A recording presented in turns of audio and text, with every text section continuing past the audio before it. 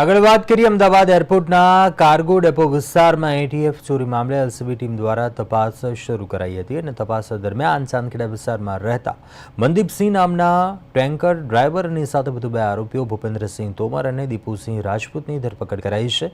બંને આરોપીઓ મેઘાણીનગર અમદાવાદના રહેવાસી હોવાનું સામે આવ્યું અને પોલીસ તપાસમાં ખુલાસો થયો કે ટેન્કરોમાંથી એટીએફની ચોરી લોખંડી પાઇપથી ટેન્કરમાં છિદ્ર કરીને કરવામાં આવતી અને આ ચોરી પછી તે છૂટકમાં વેચાણ માટે મોકલાતું। તાજેતરના દરોડામાં કાર્ગો ડેપોમાંથી કુલ 780 લીટર એટીએફ જપ્ત કરાયું છે।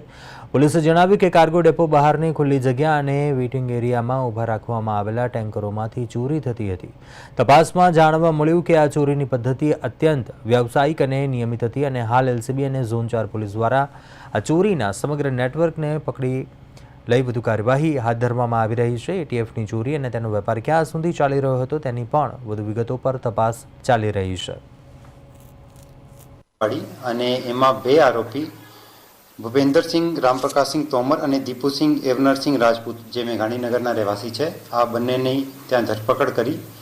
આ લોકોએ કાર્ગો ડેપો પાછળ ખુલ્લા મેદાનમાં જ્યાં એક એટીએફ ભરેલું ટેન્કર વેટિંગમાં હતું આ ટેન્કરને પંચર કરીને ત્યાંથી એટીએફની ચોરી કરતા હતા। કુલ 780 લીટરની ચોરી આ લોકોએ કરી હતી જ્યાં અમે રેડ કરીને આ એનું રિક્ષા અને આ એટીએફ ચોરી કરેલો એટીએફ કબજે કર્યું છે અને એમાં જે ટેન્કરનો ડ્રાઈવર મનદીપસિંહ વિજેન્દ્રસિંહ સિંધુની પણ ધરપકડ કરવામાં આવે છે।